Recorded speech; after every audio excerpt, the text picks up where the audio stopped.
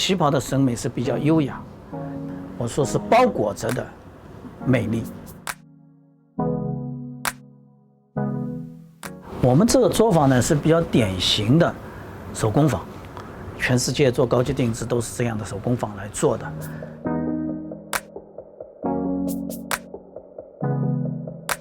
我们为什么坚持手工？是因为我们老祖宗传给了我们很多的好的手艺，这些好的手艺可能有些是我们中国独特的。一件好的旗袍，它是要根据每个人的身体、身材来量身定制的。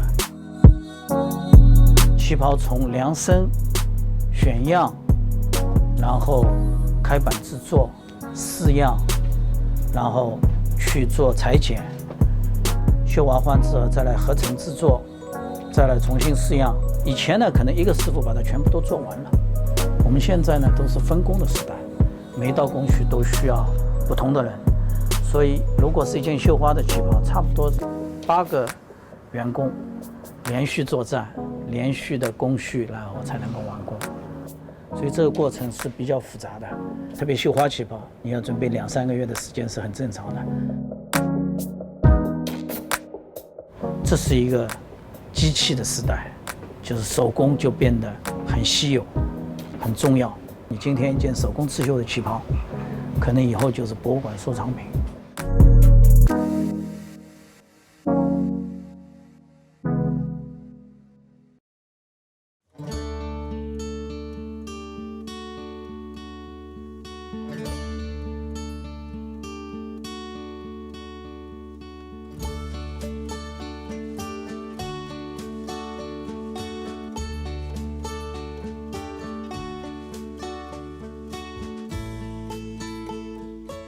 而呢一個2品醬油嘅帕菲同呢個腐乳脆糖帕菲係一個中式同法式文化嘅結晶體。